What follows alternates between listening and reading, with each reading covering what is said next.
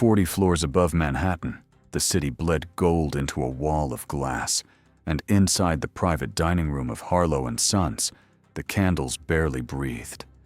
The air carried the slow perfume of beeswax aged oak and something older than money itself. A bottle of $18,000 Burgundy tilted over crystal in Daniel Hartwell's steady hand. The wine moved the way blood moves, unhurried, certain red. Then Victoria Crane's voice slid through the silence like a blade through silk. "Who let this illiterate servant touch my wine forward?" She was 32, dressed in the color of midnight, and did not blink. Across the table, Henri Beaumont, Gerhard Wolff, Marco Ferretti, and Alexei Volkov held their breath around a deal worth $1 billion. Daniel did not move. His white apron stayed spotless. His eyes did not fall.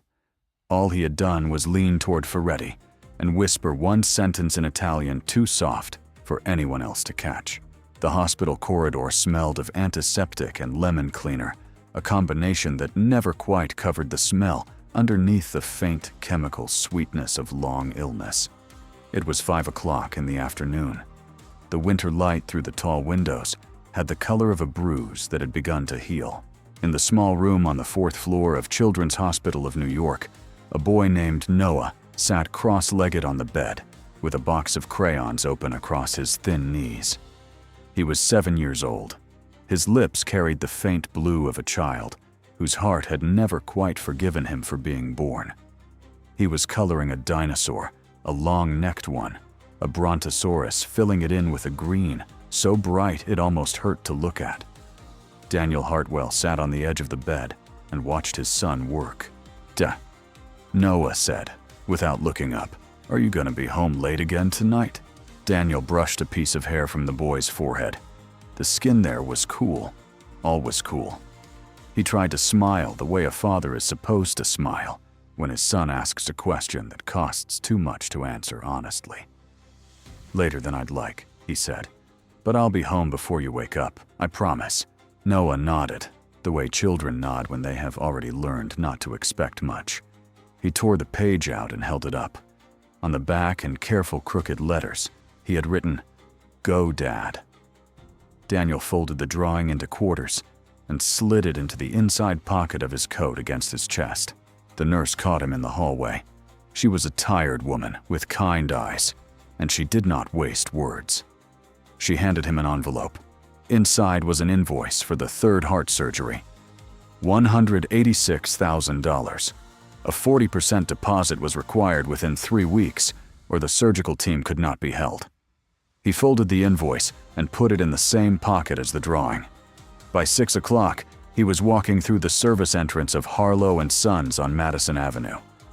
The kitchen hit him the way kitchens always do, a wall of steam, the iron smell of searing meat, the staccato of knives against wood. He tied a white apron around his waist, ran his hands under cold water until they stopped shaking, and became, as he did every night, a man nobody needed to notice. Steve was waiting by the pass. 50 years old, gray at the temples, a face that had long ago forgotten how to be surprised. He had been managing floors in Manhattan for 2 decades, and in the 14 months Daniel had worked under him, Steve had called him by name exactly once, and even then only because a liquor order required a signature. "Diamond room tonight," Steve said, not looking up from his clipboard. "You're on it." Daniel waited. "Crane Capital has the whole floor. Private negotiation. 4 principals flying in from Europe. You're on it because you don't break under pressure." That was the entire conversation. Steve walked away. There were things about Daniel Hartwell that did not belong inside a white apron. He had trained at the Monterey Institute of International Studies, the same place that had once prepared the interpreters who sat behind presidents at Camp David. He had spent the better part of a decade as a senior interpreter for the United States Department of State, working in French, German, Italian, Russian, and Japanese inside rooms, where a single mistranslated adjective could unbalance a treaty. And then a rainy night 3 years ago had taken his wife off the Palisades Parkway and left him alone with a 7-year-old boy who could not be left alone. and a stack of hospital bills that grew faster than any government salary could climb. He had chosen the apron because one good night of tips at a place like Harlow & Sons paid what a week at State could not. He carried all of that up to the 40th floor, and when the private elevator opened, he set it down at the threshold like a coat at the door. The diamond room was candlelit low and gold, the long glass wall looking out over Manhattan as if the city were something being offered up on a tray. Victoria Crane was already at the head of the table. She was 32, slight built like a blade, her dark hair pulled back so severely it seemed to pull the room tighter with it. The youngest self-made female billionaire on Wall Street, she carried that fact, the way some people carry a weapon they have not yet had to use. She did not look at Daniel when he entered. He was not in her accounting anything worth looking at. Her 4 guests arrived in a staggered procession. Henry Beaumont came first, a Parisian shipping heir, with the slow charm of a man who had never been in a hurry in his life. Gerhard Wolff followed broad-shouldered gray at the jaw, a logistics man from Hamburg, who watched the room the way a surveyor watches a floodplain. Marco Ferretti arrived third elegant, and Roman, the weight of 3 generations of family money in the set of his shoulders. And last, moving almost without sound for a man his size, Alexei Volkov, a Russian financier whose smile never quite reached his eyes and whose silences carried more meaning than most men's speeches. $1 billion of transatlantic logistics was about to be negotiated across a single table. Victoria's interpreter was a young man named Brandon, 24, Columbia-trained in a suit, 2 sizes too confident. He had the paperwork laid out in neat stacks. He had never once sat in on an actual negotiation. Daniel could see it in the way the boy arranged his pens. The first hour went the way these things go, when someone is drowning in deep water and has not yet noticed. Brandon translated optimizing transatlantic routing as controlling the competitor's market. He rendered long-term stable contract as coerced exclusivity. When Beaumont's courteous question about port rotation came through in English, it had somehow acquired the tone of an accusation. Beaumont's expression cooled by a single degree. Wolf folded his arms across his chest and kept them there. Daniel moved around the table, refilling glasses, silent as furniture. He watched the misunderstandings stack up the way dirty plates stack at the end of a bad night. Then Brandon butchered a financial clause, a revenue-sharing provision that protected both sides and rendered it instead as a one-sided claim on Ferretti's European roots. Ferretti's face did something almost imperceptible. The small muscle at the corner of his jaw tightened. His hand moved toward the napkin in his lap, which meant to anyone who had spent any time around Italian negotiators that the evening was about to be over. Ferretti began to rise. Daniel was at his elbow with the burgundy. He leaned in to pour the way he had leaned in 100 times that night, and beneath the sound of wine against crystal, speaking in an Italian so soft it was almost breath, he said, "Signore, it's been mistranslated.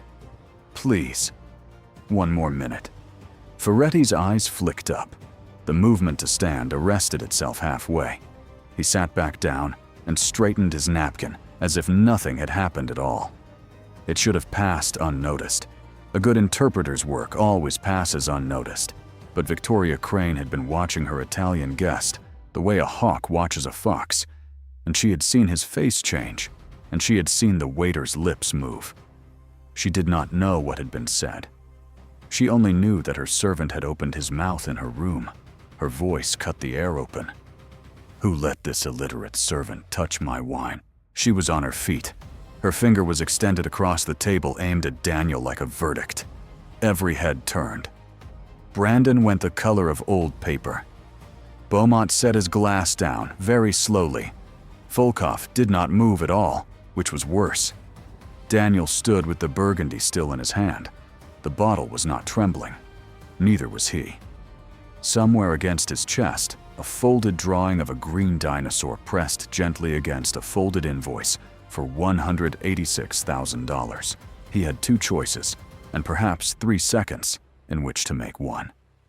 He could lower his head, apologize, and walk out of the room, and out most likely of this restaurant, and out of the only job in Manhattan that paid enough to keep his son alive. Or he could stand up straight. Daniel stood up straight. He did it slowly, the way a man stands who has decided something he will not be able to take back. He set the burgundy down on the sideboard with the care of a sommelier who still respected the wine, even when the room had lost its respect for itself. He turned to Victoria Crane. He did not raise his voice. He did not need to. "Ms. Crane," he said, "your deal is falling apart because the translation is wrong. I can fix it if you want me to." English. Plain. Unadorned. The kind of sentence a man speaks when he no longer has the luxury of softening anything. Victoria's mouth opened to answer, but Daniel was already turning away from her. He turned to Marco Ferretti, and when he spoke in Italian, not the textbook. Italian of a Columbia graduate, but the Italian of a Roman drawing room, measured and warm, the consonants lying down where they were supposed to lie.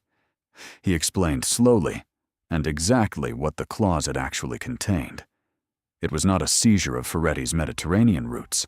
It was a revenue-sharing structure with a long-tail protection mechanism, a floor under both sides of the Atlantic, designed so that when the market turned, neither party would bleed alone.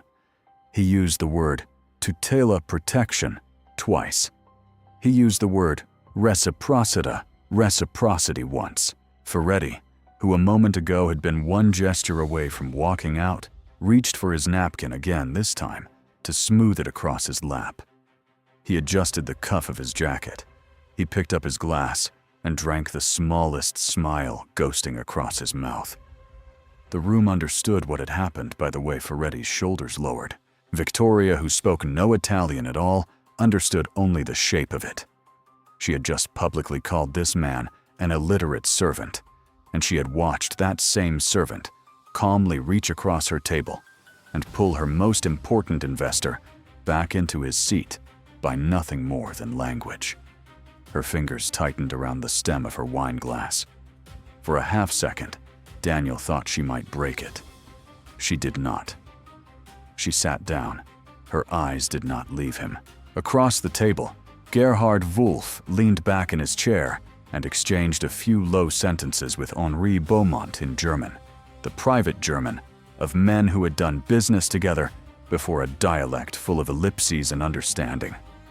While they did that, Victoria stood crossed the room with sharp heels against the marble and drew Brandon into the alcove by the wine cabinet. Daniel was 3 yards away, still at the sideboard recorking a bottle. He heard her voice drop to the register people use when they believe no one else is listening. "I told my father I could close this without any of his board people breathing down my neck," she said. Her voice had thinned to wire. "Do you understand what happens if this deal collapses tonight, Brandon? He will have one of his advisors sitting in my chair by the end of next week. This is not a negotiation for me. This is my seat." Brandon stammered something about the material being dense. "I don't care if it's dense," Victoria answered. "I care that you make it sound like I know what I'm doing." It was 2 sentences. 2 sentences, and a shift in tone. But Daniel heard them, and something in the way he had been holding his jaw began to loosen. He did not turn around. He did not let her see his face. But the man who had walked into the diamond room that evening had carried a simple, cold assessment of Victoria Crane, a woman who was cruel because cruelty was useful to her, and the man now standing at the sideboard was revising that file in real time. She was not cruel because she enjoyed it. She was cruel because she was frightened, and she had learned somewhere from someone that frightened women at tables like this, one did not survive unless they cut first. It did not excuse her. It explained her. He set the cork down and turned back to the room. Wolff decided in the way large men make decisions that it was his turn. He spoke to Daniel directly in German without warning, the way one tests an interpreter in the old days, at state, cold, practical, unadorned. He asked about the congestion at the port of Hamburg, the rising demurrage charges, and what exactly Crane Capital was proposing to do about it that justified the exposure Wolf would be taking on. It was not a question to Daniel. It was a question to Victoria rooted through Daniel, and Wolf wanted to see whether the channel was clean. Daniel answered in German. He did not invent policy. He was not the principal at the table, and he knew exactly what his function was. What he did was return to the original memorandum, the document Brandon had been butchering for an hour, and render Crane Capital's actual proposal into the German it should have been spoken in from the beginning. A graduated fee structure that absorbed demurrage risk in the first 18 months, shifting to a shared model in year 2. Nothing new, nothing invented. Only for the first time that night accurately said. Wolf's arms uncrossed. He nodded once slightly and took a sip of his wine. It was the first time all evening he had taken a sip, without first examining the glass. Beaumont, sensing the turn in the weather, picked his own moment. He had been sitting on something for 40 minutes, the clause Brandon had translated as acquisition of the Atlantic Fleet. No French shipping family takes kindly to hearing that phrase about their own vessels, and Beaumont had been nursing the slight quietly, the way only the well-bred know how. "Monsieur," he said to Daniel in French, "perhaps you will explain to me what was meant, because what I heard cannot possibly be what was written." Daniel answered in the French of the 7th arrondissement, unhurried, diplomatic. It was not acquisition. It was a preferred partner agreement with a first refusal provision. Beaumont's fleet remained Beaumont's. What Crane Capital was asking for was priority of booking on transatlantic crossings in exchange for guaranteed volumes that would stabilize Beaumont's revenue in the off-season. Daniel used the phrase partenaire privilégié. He used the phrase droit de regard. He did not use, not once, the word acquisition. Beaumont listened. Beaumont tilted his head very slightly to one side, and then Beaumont did something he had not done. Since sitting down, he reached across the table, picked up the contract, and began to actually read it. The room was shifting now, the way rooms shift when the person everyone thought was in charge is no longer the person who is in charge. Victoria could feel it happening and could not stop it. She sat very straight. Her hands rested on the edge of the table in a way that looked composed only to someone who had never studied how people hide the tremble in their fingers. And then Alexei Volkov, who had not spoken a full sentence all night, put down his glass of vodka. The sound of it against the marble coaster was barely anything, but every head in the room turned toward it. Volkov had the gift that certain old men have the ability to become silent until silence itself seemed to be his argument. He looked at Daniel. He did not look at Victoria. "A voproske vam," Volkov said. "A question for you." The accent was Moscow, the vowels low and iron. "Why is a man as intelligent as you pouring wine for a child who is sitting in a CEO's chair?" Russian. Perfect, deliberate, cruel Russian. It was a knife with two edges aimed at Victoria. Yes, but also a test of Daniel. Would the interpreter protect his employer by softening the translation? Would he bend the truth to keep his apron? Daniel did not bend. He answered in Russian, and his Russian was the Russian of the foreign ministry corridors, clean and unshowy, the accent of a man who had sat in rooms where single words had started and ended wars. "Because my son needs his 3rd heart surgery next month," he said in Russian to Volkov in front of everyone who could not understand the words but could feel their weight. "I am standing here temporarily, only until the last bill is paid." The room did not move for a full breath. Volkov's eyes changed. It was not pity. Volkov was far too old to carry pity in his face. It was recognition. It was the look of a man who had seen the shape of that sentence before in his own country, in his own life, and who understood instantly what it had cost to say it aloud. He set his hand flat on the table, and when he looked around at his 3 colleagues, they understood without a word that something had been decided among them. Victoria heard the foreign syllables slide past her and caught nothing of their meaning. She only saw the faces of her 4 investors change. She saw Beaumont's eyes soften. She saw Ferretti's mouth tighten in sympathy. She saw Wolf nod once the small, private nod of one working man to another. And she saw Volkov, who had barely acknowledged her existence for the entire hour, looking at her waiter with something that resembled respect. She could not bear it. "Translate that," she said. Her voice had gone hard again, the defensive hardness of a person who has just felt the room leave her. Word for word. "What did he just say about me?" Daniel looked at her. It would have been easy to soften it, to say he asked a philosophical question, to say it does not concern you. Any interpreter with survival instincts would have done so. Daniel did not.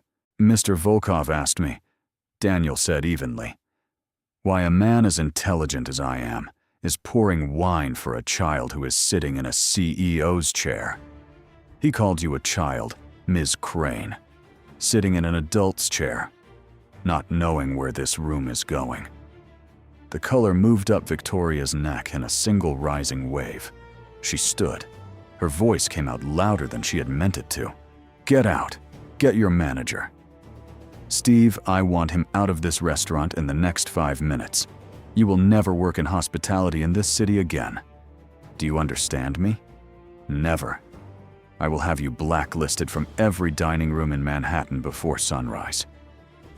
She was not speaking to Daniel anymore. She was speaking to the room. She was trying to reclaim it with volume, because volume had always worked before, and volume was all she had left. It did not work. It was Wolf who spoke first, and he spoke in English, so that Victoria could not mistake him. "Sit down, Miss Crane." Beaumont followed, quieter, but no less steel. "He's not leaving this room. If he leaves, this conversation is over." Ferretti set his glass down with deliberate care. "The only person ruining this dinner, Signora, is you, not him." And then Volkov rose. He did not rise quickly. He rose the way a mountain rises when you have been walking toward it for a long time and have finally understood how large it is. He buttoned his suit jacket. He looked down the table at Victoria Crane, and when he spoke, his English was slow and almost gentle, which made it more final. "Miss Crane, if he walks out of this room, we walk out with him. And your deal dies at this table tonight. I will be on the phone by 6 in the morning to 3 partner funds in London and Moscow, and your capital commitments will be withdrawn before you finish your coffee. So, you choose." Victoria's hand found the back of her chair. The room had gone very still. Brandon in the corner had the expression of a man watching a car crash from far enough away to know he would not be hurt, and close enough to know he would never forget it. Daniel watched her. He did not gloat. He did not smile. He watched her the way a man watches a building decide whether it is going to lean or fall. Victoria sat down. Her jaw worked around the words for a full second before she found them. "Stay," she said to Daniel, not meeting his eyes. "Translate, and do your job." Daniel did not sit. He did not pick up the wine bottle. He did not reach for the tray.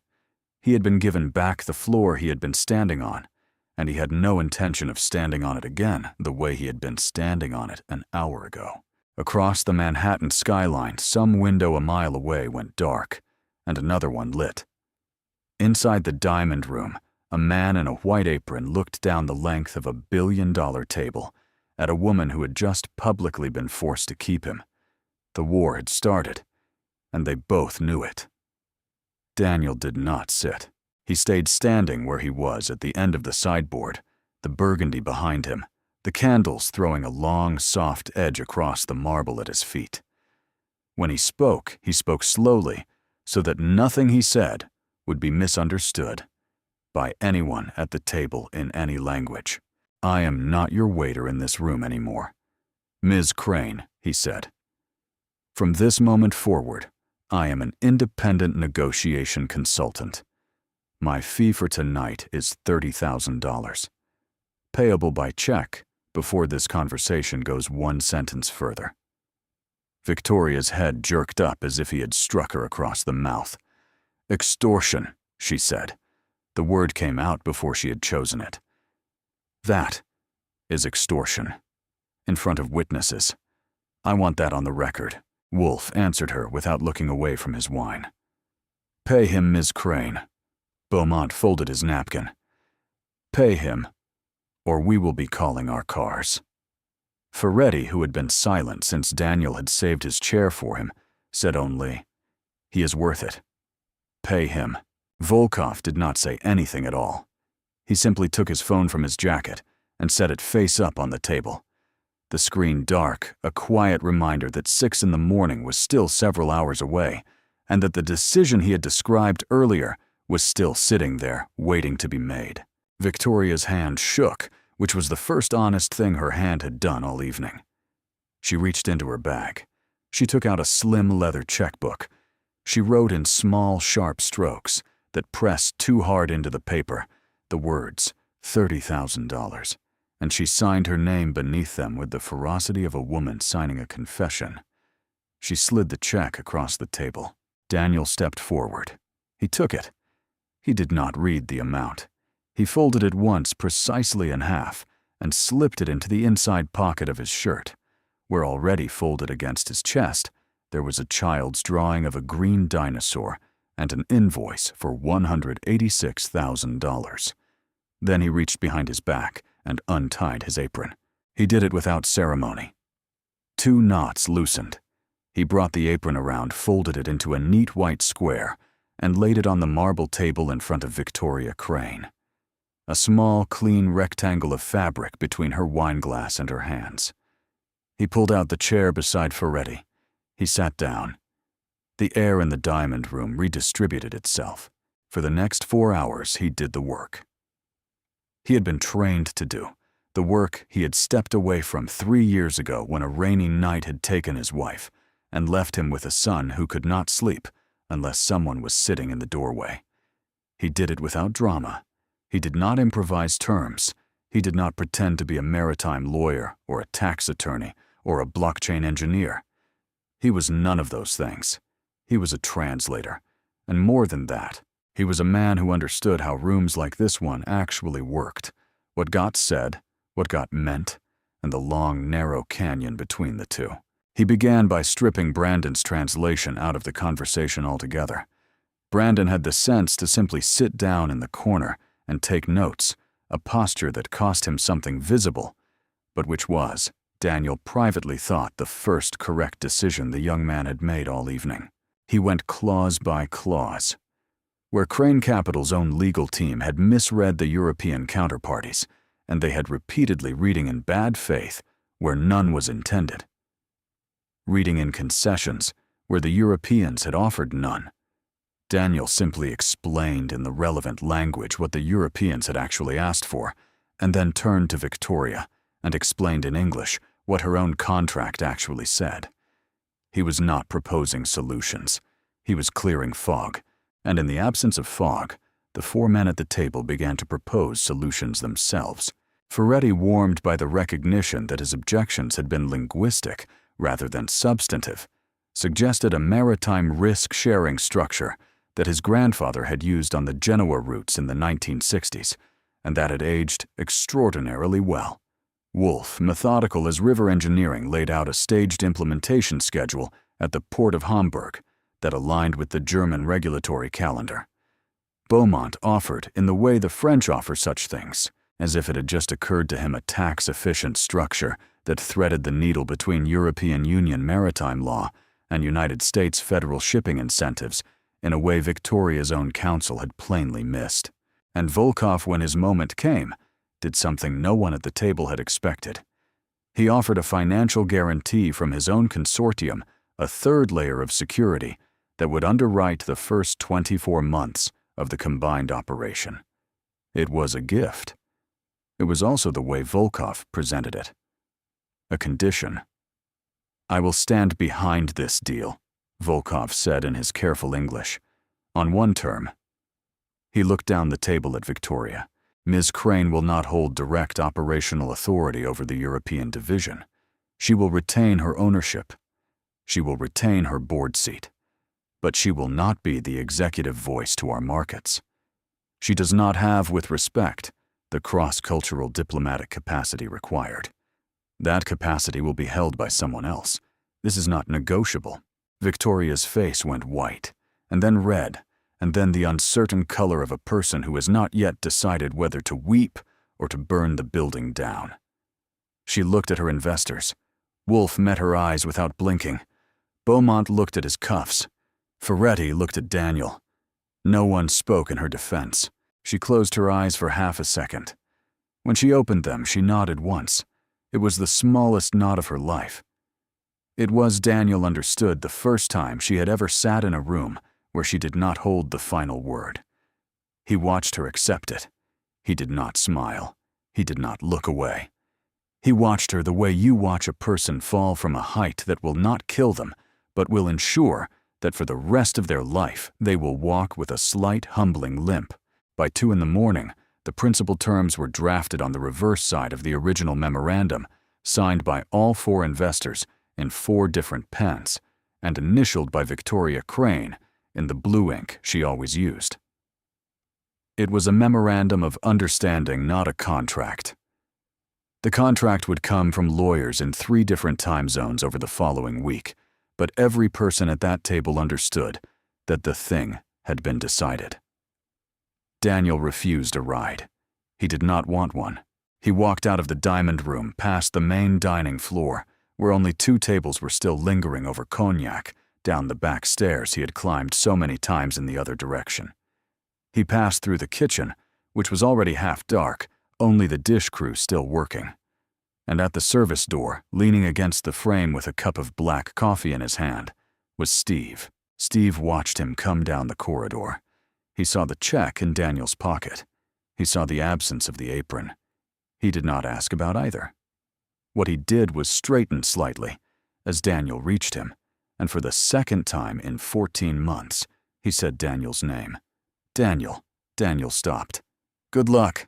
It was the only thing Steve had ever given him, and it was given at the door at the last possible moment, the way certain men give things, because they do not know how to give them any other way. Daniel nodded. He held the gesture for a full breath. Then he pushed through the door into the Manhattan night, and Harlow and Sons closed behind him. The street was cold. The wind off the East River smelled of diesel and winter. Daniel walked 20 blocks before he hailed a cab, because his legs needed the walk, and his lungs needed the air, and because for the first time in 3 years, he was not carrying the invoice in his pocket as a sentence. He was carrying it as a number, and the number had become something that could be paid. Later that morning, after the thinnest 3 hours of sleep he had known in years, he was sitting across from the billing office at Children's Hospital of New York. He slid the check across the desk. He asked them to apply it as the deposit on Noah's 3rd surgery, and to schedule the procedure for the earliest available date on the surgical team's calendar. The woman behind the desk took the check with both hands. She typed. She looked up at him, and her eyes were wet in a way that caught him off guard, and she said, "You're all set, Mr. Hartwell." He went upstairs. Noah was awake, sitting up in bed, the box of crayons back across his knees, this time drawing what appeared to be a blue Tyrannosaurus. Daniel knelt at the side of the bed, and he put his arms around his son, and for the first time in 3 years, when he held the boy, he was not doing arithmetic in his head. He was just holding his son. 3 days later, an email arrived on a phone he had barely been checking. It was from a London office he did not recognize, with a domain he did. A meeting was requested. The sender was not Volkov himself, but a principal in Volkov's group.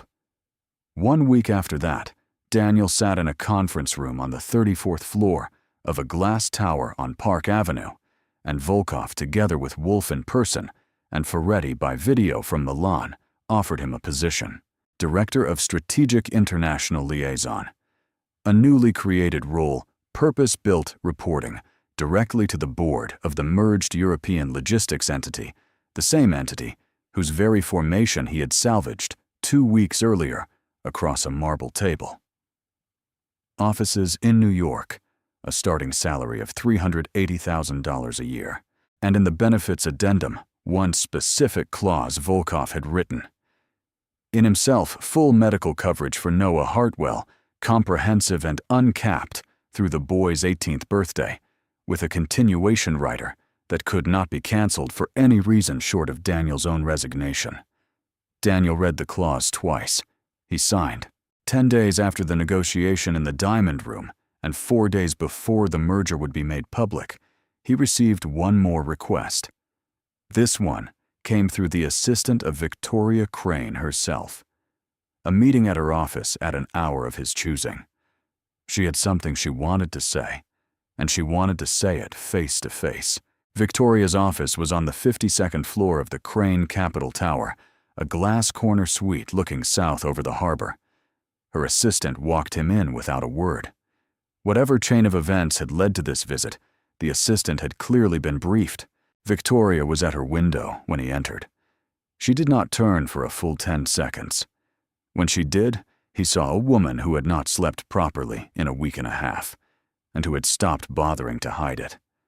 The sharpness was still in her. She would never not be sharp.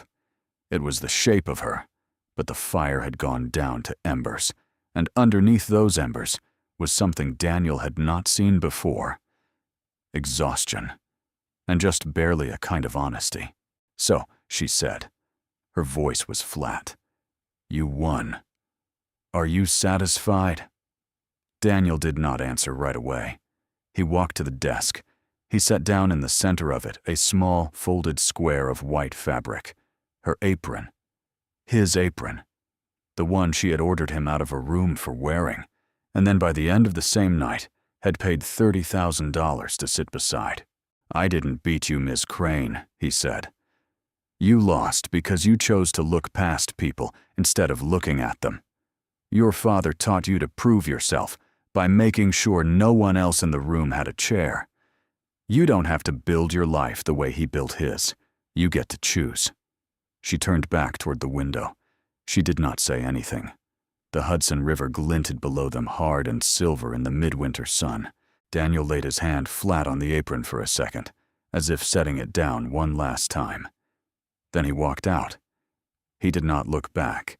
He did not need to. 4 days later, Crane Capital issued a press release announcing the successful closing of a historic transatlantic logistics merger, described in industry press as the largest such transaction of the decade. In a separate release, issued the same afternoon, the board of Crane Capital announced that Victoria Crane would be transitioning to a senior strategic advisory role with day-to-day operational authority, shifting to a newly constituted executive committee. The language was corporate. Everyone who needed to read between the lines read between the lines. 3 weeks after that, Daniel Hartwell walked through the lobby of the glass tower on Park Avenue in a charcoal suit that fit him the way suits had fit him at State, carrying a leather document case in his left hand. In the inside pocket of the suit jacket folded against his chest was a child's drawing of a green brontosaurus, on the back of which, in careful crooked letters, 3 words were written: Go, Dad. Across the street through the window of the building opposite, a young man sat behind a small desk in the lobby of a boutique translation agency that took mostly academic and legal contract work. Brandon. Columbia had not in the end protected him from the night he had failed to read a room. He had taken the first job that would have him, and the first job that would have him paid half of what he had expected to earn. Daniel saw him through the glass, and Brandon saw Daniel, and for a full 3 seconds neither of them moved. Then Daniel lifted his chin a single nod. No more, the courtesy of a man who had not come to humiliate anyone, and stepped into the elevator. The doors closed. The car rose. There are people all around us fighting battles no one will ever see. Behind the white apron, behind the silence, behind the eyes that refuse no matter what to fall. Do not mistake patience for weakness. You rarely know what the quiet man beside you is carrying. And you will almost never know until the night he finally decides to set it down on the table in front of you, fold it into a neat white square, and walk away from it forever.